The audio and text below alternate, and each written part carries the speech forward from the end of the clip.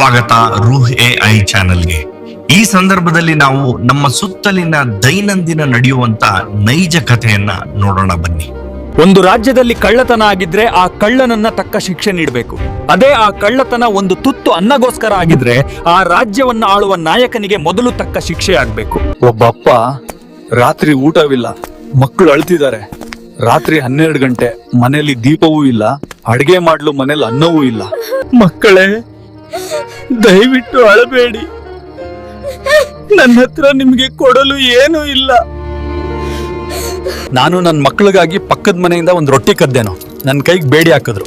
ಅದೇ ಸಮಯದಲ್ಲಿ ಕೋಟಿ ಕೋಟಿ ಹಣ ದೋಚಿ ಪರಾರಿಯಾಗಿ AC ರೂಮಲ್ಲಿ ಕುಳಿತಿದ್ರು. ಹೊಟ್ಟೆ ಕೇಳ್ತಿದೆ ಅನ್ನ, ಮನಸ್ಸು ಹೇಳ್ತಿದೆ ಕಾನೂನು. ನೀವೇ ಹೇಳಿ, ನಾನ್ ಕಳ್ಳನ ಅಥವಾ ಒಬ್ಬ ಅಸಹಾಯಕ ಅಪ್ಪನ?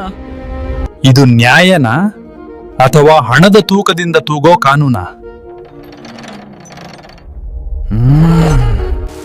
ಇವತ್ತು ಈ ಪ್ರಶ್ನೆ ನಿನಗಾಗಿರ್ಬಹುದು, ಆದ್ರೆ ನಾಳೆ ಇದು ಯಾರಿಗಾದ್ರೂ ಆಗ್ಬಹುದು.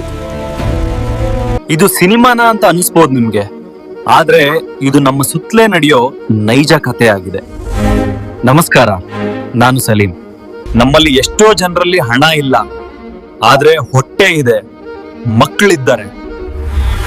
ಇಲ್ಲೇ ಪ್ರಶ್ನೆ ಶುರುವಾಗ್ತದೆ. ಬಡವನಿಗೆ ಕಾನೂನು ಅಂದ್ರೆ ಭಯ, ಪೊಲೀಸ್ ಅಂದ್ರೆ ಭಯ, ಕೋರ್ಟ್ ಅಂದ್ರೆ ಇನ್ನೂ ಭಯ.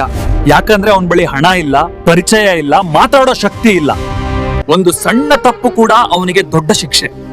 ಇನ್ನೊಬ್ಬ AC ರೂಮ್, ಬೃಹತ್ ಕಚೇರಿ, ಕೋಟಿ ಕೋಟಿ ಹಣದ ಲೆಕ್ಕಾಚಾರ, ಮೋಸ ತಪ್ಪು ಮಾಡ್ತಾನೆ. ಆದ್ರೆ ಆತ ಭಯ ಪಡಲ್ಲ, ಯಾಕಂದ್ರೆ ಅವನ ಬಳಿ ಹಣ ಇದೆ, ವಕೀಲ ಇದ್ದಾನೆ, ಸಮಯ ಇದೆ. ಕಾನೂನು ಎಲ್ಲರಿಗೂ ಒಂದೇ ಅಂತೆ, ಹೌದಾ? ಹೌದು. ಆದ್ರೆ ಜಾರಿಗೆ ಬರೋದು ಎಲ್ಲರಿಗೂ ಒಂದೇನಾ? ಇಲ್ಲ. ಬಡವನಿಗೆ ಕೇಸ್ ಅಂದ್ರೆ ಜೀವನ ಇಲ್ದಂತೆ, ಶ್ರೀಮಂತನಿಗೆ ಕೇಸ್ ಅಂದ್ರೆ ಟೈಮ್ ಪಾಸ್ ಇದ್ದಂತೆ. ನ್ಯಾಯ ಅಂದ್ರೆ ಏನು? ತೀರ್ಪು ಬರೋದ್ ಮಾತ್ರವೇ ನ್ಯಾಯನಾ ಅಥವಾ ಸಮಯಕ್ಕೆ ಸಿಗೋದೇ ನ್ಯಾಯನಾ? ವರ್ಷಗಳ ನಂತರ ಸಿಗೋ ನ್ಯಾಯ ಬಡವನಿಗೆ ಉಪಯೋಗ ಇದೆಯಾ? ಇವತ್ತು ನೀನ್ ಬಡವನಾಗಿರ್ಬೋದು ಅಥವಾ ಶ್ರೀಮಂತನಾಗಿರ್ಬೋದು, ಆದ್ರೆ ನಾಳೆ ನ್ಯಾಯ ಬೇಕಾಗೋದು ಎಲ್ರಿಗೂ.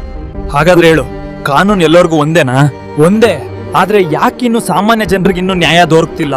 ದೊರಕಿದ್ರು ಯಾಕೆ ಜನರಿಗೆ ತಡವಾಗಿ ದೊರಕ್ತಿದೆ?